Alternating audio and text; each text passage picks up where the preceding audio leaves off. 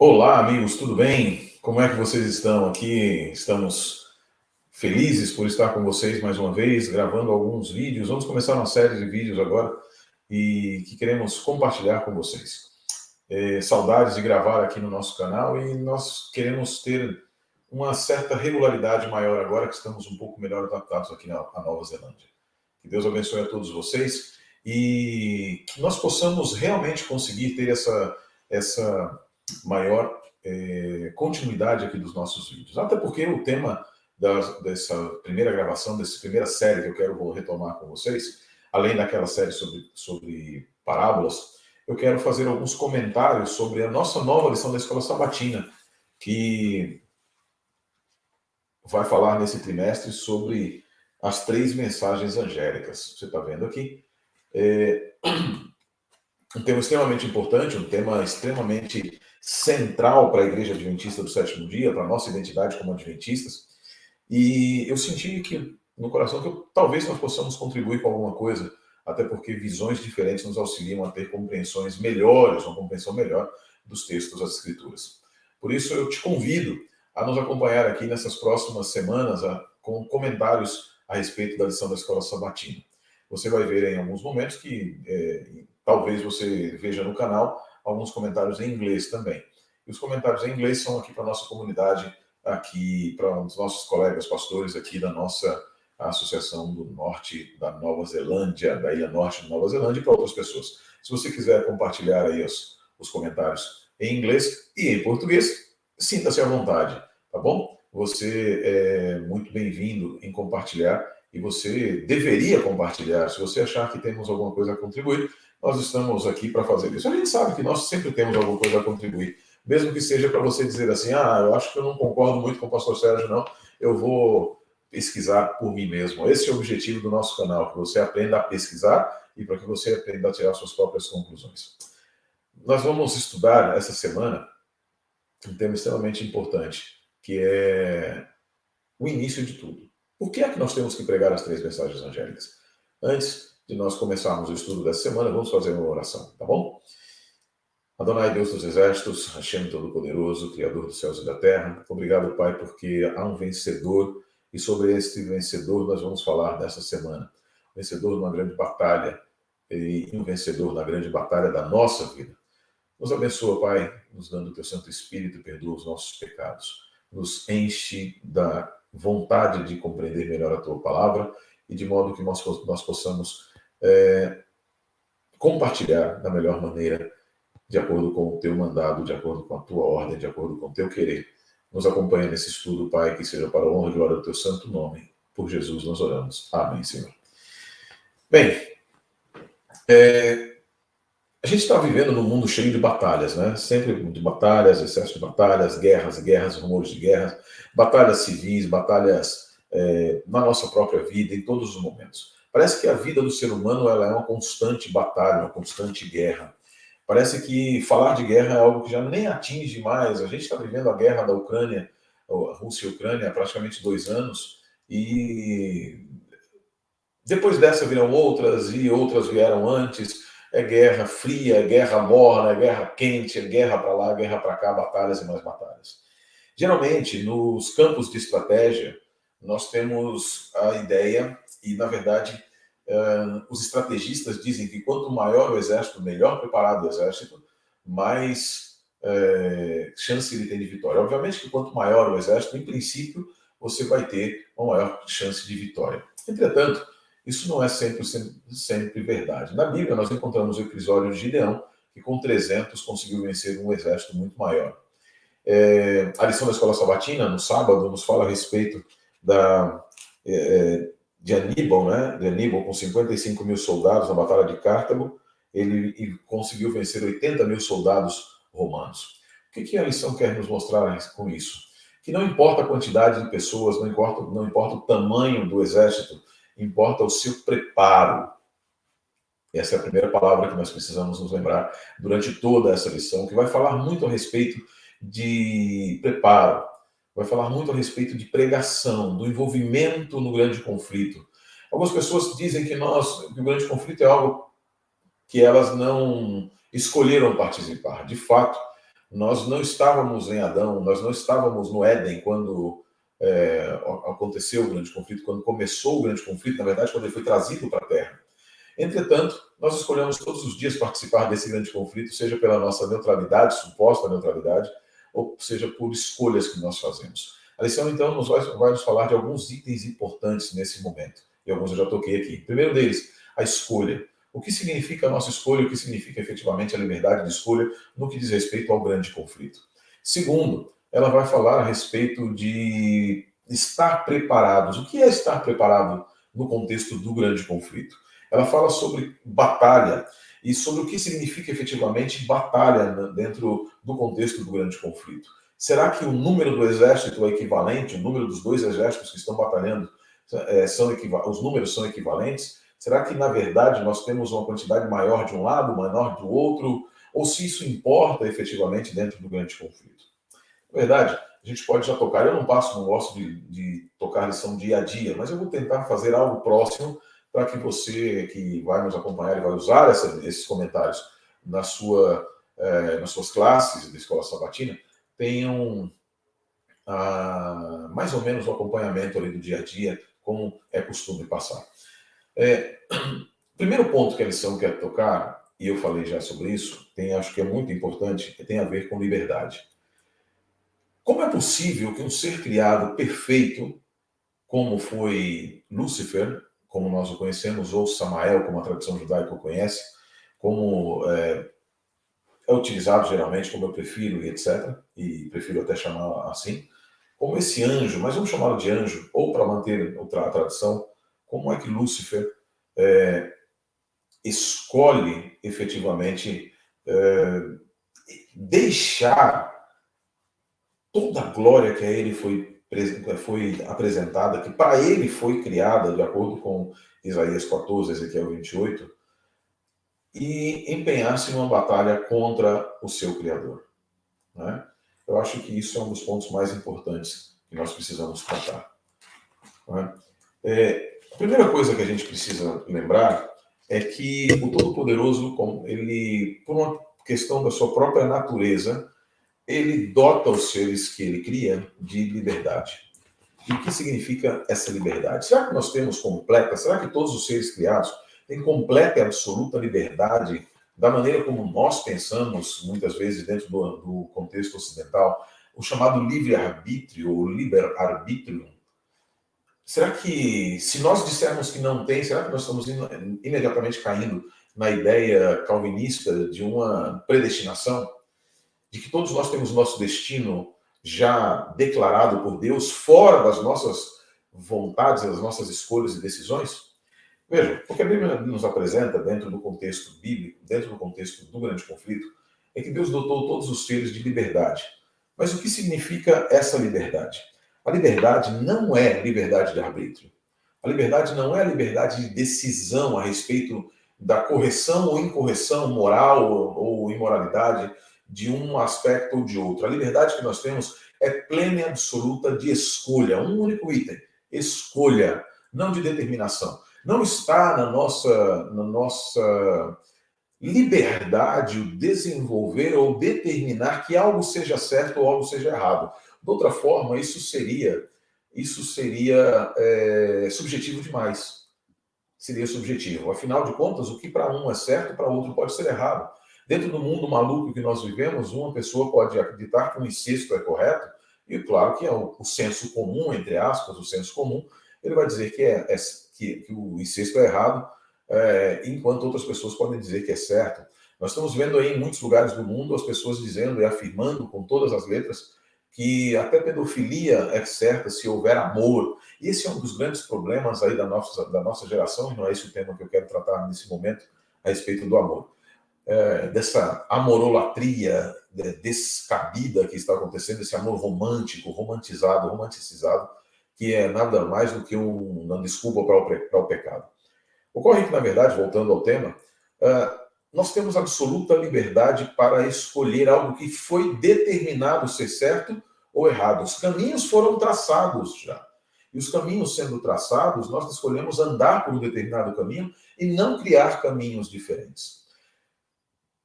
Na batalha que semeou o Senhor no céu, de acordo com Apocalipse 12, havia um componente um pouco diferente. Eu tratei disso na lição da Escola Sabatina do trimestre retrasado, no comentário para a Casa Publicadora Brasileira. Não existe um componente de um tentador nas mansões celestiais. Vou repetir. Não existe o componente de um tentador nas mansões celestiais sobre o qual nós podemos dizer, não, a culpa do pecado foi dele, a culpa do meu pecado foi dele. Na verdade, quando nós temos esse elemento de escolha, nós escolhemos road, nós escolhemos grosso modo, escolhemos entre duas propostas. Deus nos propõe um caminhar e o inimigo nos propõe outro. Entretanto, no início da batalha celestial, aparentemente não havia ninguém que estivesse propondo para Lúcifer um segundo caminho. Isso brota nele mesmo, começa nele mesmo. E através do quê? Da liberdade de todos os seres, que é a dele e era a nossa, é a nossa e era a dele também. A liberdade plena de escolher se quer seguir o caminho de Deus ou não, independente de uma segunda proposta. Independente de colocar em outrem, seja no tentador externo ou nas vicissitudes da vida, uma culpa pela minha escolha. Você compreende? Na verdade, quando nós falamos sobre liberdade de escolha, nós precisamos entender que no que diz respeito ao grande conflito, a escolha é sempre unária, ou binária, no máximo. Mas que ela não advém de algo externo que se contrapõe a Deus, mas a nossa escolha final a respeito de Deus. O que é que nós faremos com Deus na nossa vida? O que é que nós queremos de Deus na nossa vida? Como nós nos relacionamos com Deus na nossa vida? Essa foi a escolha dele lá no céu, de Lúcifer no céu. Essa foi a escolha de todos os seres que Deus criou e essa continua sendo a escolha hoje. Isso é a liberdade que a Bíblia nos apresenta. O que nós queremos que Deus seja para nós. Lúcifer não queria que Deus fosse o seu Senhor. Lúcifer não quis que Deus fosse o seu rei. Ele não queria reinar no céu. Como diz a frase famosa de Milton, né? Melhor reinar no inferno do que servir no céu. Entende? Então, deixemos de pensar que existe necessariamente dois componentes no sentido... No grande conflito, sim, existem dois componentes, mas a realidade é que a escolha não é entre duas propostas políticas, mas entre a oferta que Deus faz de ser o nosso Senhor e a nossa aceitação ou não dessa oferta. Isso é a liberdade. Uma vez que eu tenho escolhido Deus, eu não tenho mais direito de escolher como eu quero servir a Deus e nem efetivamente como Deus deve se comportar ou como eu vou me comportar diante de Deus. Eu sigo o plano de Deus e a determinação de Deus a respeito do que nós precisamos fazer. Esse conflito e isso que aconteceu no céu é basicamente a raiz do grande conflito. Quem é o Senhor? Quem vai reinar? Quem é o Senhor? Em algumas situações, nós nos acostumamos a ver o grande conflito muito mais entre Cristo e o inimigo, e Lúcifer, do que um conflito celestial que envolve a divindade e Lúcifer. A divindade como criadora, a divindade como reveladora, a divindade como protetora, Pai, Filho e Espírito Santo. Essa ideia precisa ficar muito clara para nós, porque a batalha, embora tenha se centralizado no papel de Cristo, ela é uma revolta sobre a respeito da autoridade de Deus de escolher, entre aspas, escolher efetivamente o relacionamento que os anjos vão ter, o relacionamento que cada um de nós, ou que Lúcifer mesmo, deveria ter tido, e quem ocuparia o reino juntamente com ele. Obviamente não houve mudança alguma, diz a senhora White, na posição que Cristo ocupara, mas o Pai achou por bem declarar diante de todo o universo. Cristo sempre havia sido um com o Pai. Em outras palavras, não houve tempo que ele não havia existido. Da mesma maneira, o Santo Espírito, que estava com o Pai e com o Filho, reinando no mesmo trono, do Salmo 110. Eles sempre existiram, mas no momento em que houve a criação da humanidade, da humanidade não, mas que houve a criação do universo, houve uma declaração econômica, uma escolha econômica e não ontológica. Não é o ser de Deus que tem hierarquia, Pai, Filho e Espírito Santo, mas é uma declaração, uma escolha econômica. Não é de finanças, tá bom? Não é de finanças. Mas de como haveria a divindade de se dividir, e usa essa palavra entre aspas, para melhor revelar o caráter da divindade.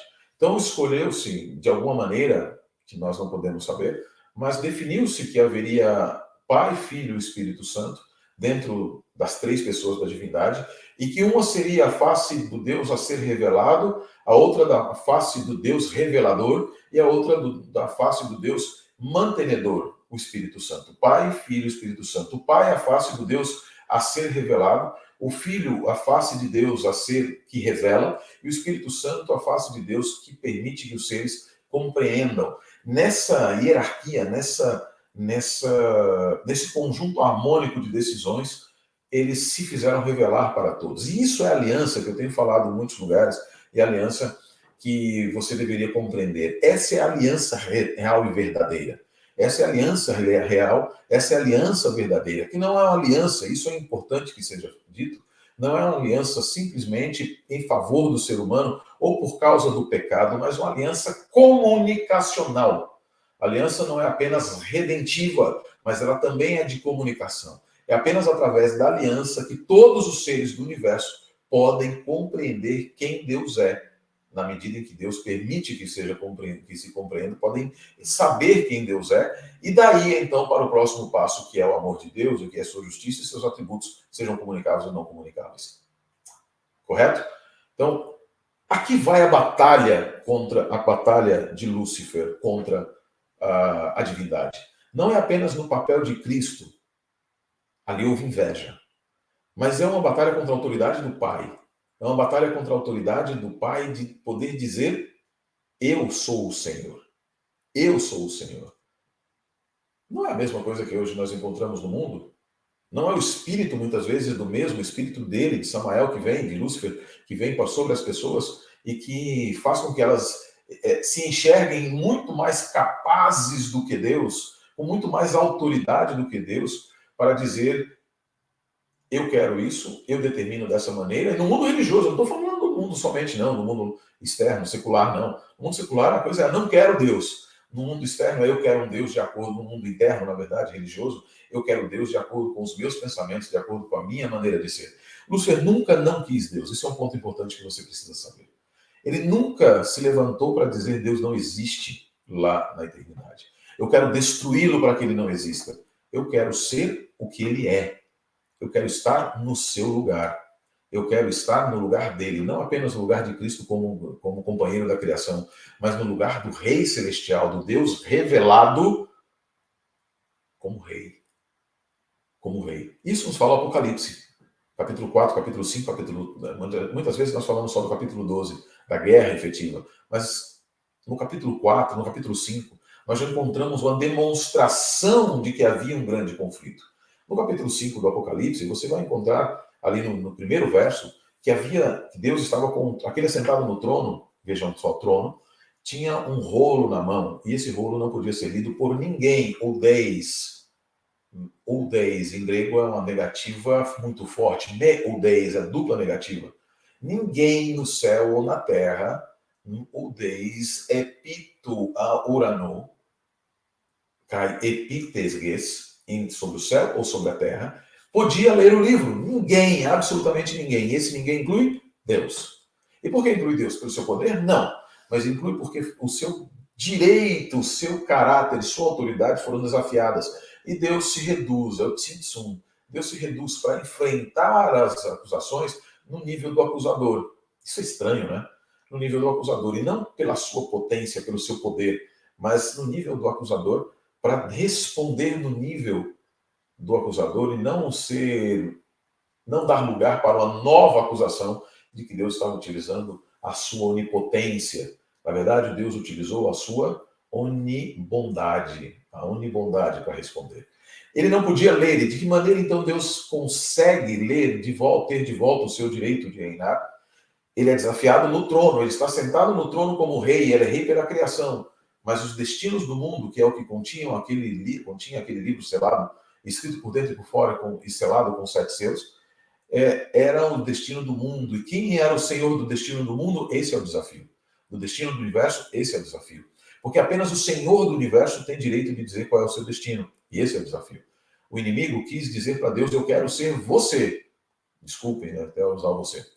Né? Mas eu quero ser o Senhor. Eu não quero ser um subordinado, eu quero ser rei. E não rei no meu domínio, eu quero ter o teu domínio. Eu quero ter a tua autoridade, eu quero criar, eu quero ter vida, eu quero ser o doador de vida, eu quero ser o que o Senhor é. E para isso, eu quero estabelecer o meu trono, não apenas no seu nível, eu quero acima do seu, para que o Senhor me sirva. Exatamente o que está acontecendo hoje, o que nós vivemos hoje. Na busca pela liberdade, e ele queria essa liberdade, na busca pela liberdade, lançam-se sobre Deus dúvidas e questionamentos e acusações e desafios. E Deus, de uma maneira tão tranquila, ele simplesmente dá a mesma resposta que ele deu para Lúcifer, ele dá para todos que o desafiam. E a resposta de Deus é um cordeiro morto, que é o leão de Judá. E essa é a resposta que Deus deu para o inimigo no passado. A resposta que nós encontramos no capítulo 5. Um cordeiro morto, mas vivo. Esse cordeiro é aquele de Apocalipse 12. É o Miguel de Apocalipse 12. Em Apocalipse 12 nós encontramos ali a descrição resumida da grande batalha celestial e do impacto dela em todo o universo, e aí, na verdade, em toda a Terra, sobre toda a Terra, também sobre todo o universo. É descrita a figura de uma mulher vestida de sol, uma mulher vestida de lua, com a lua aos seus pés e contendo estrelas. Uma figura maravilhosa do povo de Deus não apenas da igreja, mas do povo de Deus, a eclesia, a Kahal, a Midbar, a igreja no deserto, a eclesia tu Urano, tu Eremos, a igreja chamada do deserto, aqueles que se reúnem no deserto, aqueles que receberam de Deus a legislação do deserto, o povo que se afasta das multidões e vai para um lugar ermo para estar com Deus e dele receber orientações a respeito da vida. Esse é o povo de Deus. E essa é a igreja pura, santificada, com o sol da justiça. O sol da justiça, tendo a palavra de Deus como sua base, e o sol da justiça como aquele que reluz nela. Esse povo de Deus dá luz a um filho, porque é através do povo de Deus e no povo de Deus que o Cristo, que o Messias vem. Nesse pequeno resumo, apresentam-se os símbolos que vão ser descritos em maior detalhe logo em seguida, e apresenta-se, então, quem é a mulher. Antes de falar quem é a mulher, fala por que é que o dragão, falando sobre o dragão, diz quem ele era, identifica quem é aquele dragão. Porque fala sobre o dragão, depois disse que ele era a serpente, a antiga serpente, etc., identificando com o diabo, identificando com aquele que tentou os nossos pais no deserto, no Éden. Além disso, diz quem é a mulher, a igreja, o povo de Deus, e fala que aquela criança que o inimigo tentou solapar e tentou destruir, era o próprio que o havia expulso do céu. Por isso há um retorno no Apocalipse, lidando com Miguel e os seus anjos. No capítulo 13, através de poderes seus, o dragão, sentado num trono, envia bestas contra a mulher.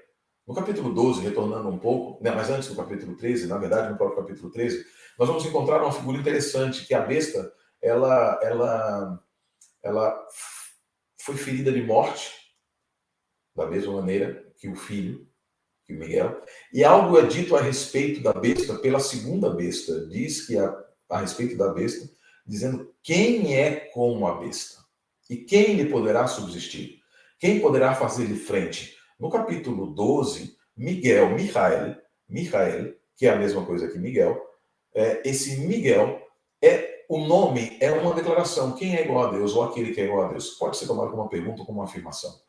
E há um contexto de batalha no qual o diabo não pôde resistir a Miguel e os seus anjos e eles foram lançados à terra. No capítulo 13, o Miguel, agora, na verdade a besta, a segunda besta, fala a respeito da primeira, dizendo que quem é que poderia subsistir como um repto contra, dizendo que aquela besta, ela tinha o poder de Miguel. É o desejo sempre, o ataque que nós encontramos na lição da Escola Sabatina, o ataque contra a grandiosidade de Deus e o seu direito, não agora apenas o direito de ser rei, mas inclusive o direito sobre a vida. O Cristo morre e ressuscita. A besta é ferida de morte e ressuscita. Há uma batalha no céu, na batalha anterior à batalha no céu, o dragão é lançado sobre a terra, e ele estabelece um segundo poder e dá a ele a sua autoridade do seu trono. Veja o trono, mais uma vez, agora 2 tronos. O trono do Apocalipse é um símbolo do poder e governo. E ele dá o poder e a autoridade à primeira besta, e essa primeira besta, ela recebe uma ferida de morte, e a autoridade que ela recebe do dragão é também a autoridade de ser curada, como se houvesse morrido e haver sido curada. Contrafação do cordeiro morto de Apocalipse 5, isso precisa ficar muito claro para cada um de nós. Andando um pouco mais adiante na lição da Escola Sabatina, nós vemos aqui a respeito da mulher, né? Da mulher, mas ela tem uma característica interessante. Nós já estamos caminhando para o final. A mulher tem uma característica muito interessante, e eu queria que você atentasse a isso. A mulher, ela é, no capítulo 12, uma mulher pura. Ela vai para o deserto. Note, ela vai para o deserto. A besta, e aí tem uma coisa que o pastor Mark Feeley fala aqui que eu achei muito interessante. A figura de um Deus protetor, porque ele é um Deus que leva para o deserto, leva a mulher para o deserto, onde Deus havia preparado um lugar para ela. Olha que coisa mais maravilhosa, né? Em outras palavras, Deus não está apenas na multidão cuidando do seu povo, mas está em lugares ermos também preparando lugar para proteger o seu povo. Que coisa linda. E essa mulher vai para um deserto, não sem antes haver enfrentado dificuldades, perseguições e etc. durante 1260 anos, durante 1260 dias. E ela vai para o deserto, e ela ali permanece no deserto, durante esse período no deserto, ela desaparece da vista. E o dragão não mais agora quer batalhar com ela, parece que desaparece. O dragão faz algumas coisas. Ele lança da sua boca águas caudalosas, movimentadas, para tentar afogar a mulher nas perseguições, nas multidões, no mundo que fala no seu ouvido, no barulho do mundo, nas filosofias do mundo daquela época e de outras épocas também. E aí você pode se lembrar das águas caudalosas que são lançadas sobre o Mar Vermelho, batendo, tentando engolir o povo, querendo talvez engolir o povo de Deus antes deles, ali, eles olhando para aquele lugar, mas Deus abriu o Mar Vermelho. Deus protege a mulher e águas que são lançadas não atingem. Por quê? Porque a terra abre sua boca, Deus comanda a terra, dizendo, abra sua boca e a terra traga a água. A mulher vai para o deserto, permanece no deserto e ela desaparece. O dragão vai fazer guerra contra os remanescentes. E um ponto interessante dos remanescentes é que a gente pode pensar que remanescentes são poucos. Não necessariamente são poucos. O Dr. Gerhard Hasel, num estudo fantástico a respeito da figura do remanescente que volta do chuva, lá que vem desde Gênesis até Isaías, ele nos mostra que o remanescente não tem a ver com quantidade, mas com qualidade. Qualidade. Pessoas que efetivamente estão dispostas a viver a vida que Deus quer que elas vivam. Então, o remanescente da mulher, vejam, e isso é um ponto importante, o dragão não vai fazer guerra contra todos os filhos da mulher, mas contra o remanescente. Você já parou para perceber isso? Não é contra. A mulher teve vários filhos, obviamente, o texto não diz isso, mas o texto diz que foi fazer guerra contra o remanescente da mulher. E o que é um remanescente? O remanescente não é necessariamente a menor parcela, mas também não é a maior parcela e nem são todos. O remanescente é uma parte do povo que é referenciado naquela profecia. Então, no capítulo 12, no finalzinho do capítulo 12, no verso 17, é dito que então o dragão se enfureceu contra a mulher e saiu a fazer guerra contra o remanescente da descendência dela, os que guardam os mandamentos de Deus e têm o testemunho de Jesus. Ela teve filhos, é o restante da sua descendência, teve outros filhos, mas apenas uma parte desses filhos guarda os mandamentos de Deus e tem o testemunho de Jesus e por isso são perseguidos pela mulher, não todos. Essa mulher, ela aparece novamente, ela vai aparecer novamente no capítulo 17, e eu quero chamar a sua atenção para pontos que são extremamente importantes aqui para perceber essa similitude. Algumas vezes nós temos pregado que são mulheres diferentes, mas, entretanto, todavia, nós podemos pensar de forma diferente. A mulher no verso 14 do capítulo 12, foi para o deserto, que ela possa voar ao deserto, para o seu lugar, onde ela será protegida por um tempo, 2 tempos, metade de um tempo, protegida da face do dragão. E o dragão lançou da sua boca águas com um dilúvio por trás, querendo para a mulher, para fazer com que ela fosse levada pelo dilúvio. 3 elementos chaves nós temos aqui. Nós temos uma mulher, o deserto, águas. No capítulo 13, verso 1, diz: E eu permaneci ao pé na areia do mar, e vi uma besta que levantava-se do mar, tendo 7 cabeças e 10 chifres, e sobre as suas cabeças, e sobre seus chifres, 10 coroas, e sobre a sua cabeça, um nome de blasfêmia. No capítulo 17, nós vamos encontrar algumas figuras interessantes. Né? E aí, no capítulo 17, diz assim: Veio um dos 7 anjos, com o que tinha 7 taças, e falou comigo, dizendo: Vem agora, eu te mostrarei o julgamento da grande prostituta. É uma mulher que senta-se sobre muitas águas. Olha aqui, olha que interessante. O dragão lança muitas águas contra a mulher. E a mulher agora está sentada, e agora nós encontramos uma mulher que é sentada sobre muitas águas. Muitas águas, águas de confusão, para fazer com que ela fosse levada pelo dilúvio. Ela não foi levada. Ela se assentou sobre essas águas, aceitando-as dentro do seio da sua. E esse ponto é importante, queridos, é extremamente importante para compreender o que vai ser colocado na lição da Escola Sabatina, e a Bíblia nos vai colocar no capítulo seguinte.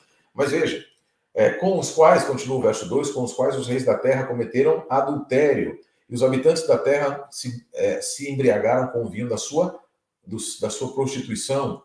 E ele me levou em espírito para o deserto, mais uma vez. Quantos itens nós temos ali? Nós tínhamos 4 itens. Eu falei 3, mas eram 4. Mulher, deserto, água e a besta. Aqui nós já encontramos mulher, água, deserto, mas vai ficar pior ainda. E ainda diz o seguinte: e ele me levou ao espírito em deserto e ouvi uma mulher assentada sobre uma besta escarlate, cheia de nomes de blasfêmia. Nós vemos no capítulo 12 que ela tinha seus nomes de blasfêmia. Tendo 7 cabeças e 10 chifres, a mesma figura. A besta agora, a mulher que havia fugido, ela parece que em algum momento da sua história no deserto, ela capitula não sendo morta, porque agora já não há mais uma batalha contra ela, é contra os descendentes, contra o restante da sua descendência. Olha que impressionante. E isso é interessante porque diz o seguinte ali no verso 6. Verso 6. E eu vi a mulher bêbada com o sangue dos santos e com o sangue dos mártires de Jesus. E quando eu a vi, eu me maravilhei. Eu me espantei. E por que eu me espantei? Porque o anjo diz o seguinte: o anjo me disse: por que tu te espantas? Eu te direi o mistério da mulher. Qual é o mistério da mulher e da besta que a carrega, que tem 7 chifres e 10, que tem 7 cabeças e 10 chifres? Né? E ele começa a descrever aqui o restante. Mas é interessante os significados. Mas é interessante perceber assim, por que João se maravilhou vendo aquela mulher? Eu não tenho dúvida que a palavra taumazo, que tem a ver, que significa ser tomado de surpresa, com admiração, né, tem a ver com o fato de que ele reconhece naquela mulher traços da mulher de Apocalipse 12. Ele vê aquela mulher de Apocalipse 12, ele se maravilha com aquela mulher de Apocalipse 12, porque ele vê o povo de Deus. Agora ele vê esse povo de Deus corrompido pela besta que surge da terra, do mar. A besta que surge do mar. A igreja capitulou. A igreja permitiu-se vender. Isso é triste. Mas o grande segredo que nos fala aqui a lição da Escola Sabatina, já no finalzinho dela, é que haveria um remanescente. Se é verdade que houve comprometimento da fé pura da mulher, é também verdade que haveria um remanescente. E esse remanescente deixou o dragão irado, porque ele mostra que Deus sempre tem cuidado do seu povo. O grande problema é nós deixarmos de receber, de entender como essa fidelidade, como essa vitória aconteceu. Não foi de graça. A salvação é de graça para nós, mas custou um preço enorme para a divindade. A salvação custa nada para cada um de nós, mas custou a vida preciosa do Filho de Deus. A vida preciosa é a unidade essencial da divindade. Cristo estava em perigo ao vir à Terra. É por isso que Apocalipse 12 diz que o dragão buscava tomar a criança. Várias vezes ele tentou destruir Cristo, tentou destruir Jesus, o Cristo, tentou destruir aquele ser humano que era a unidade, a união entre as duas naturezas, entre a divindade e a humanidade. Várias vezes Lúcifer tentou, sabendo que era o fim do seu reino, ele tentou destruir aquela criança. Mas Deus venceu. Jesus venceu. A cruz não é uma declaração de humildade, de humilhação. A cruz é a maior declaração de vitória em todo o universo. Viva nestes dias que antecedem o retorno de Jesus, declarando a vitória de Cristo em tua vida, declarando a vitória de Cristo na nossa vida.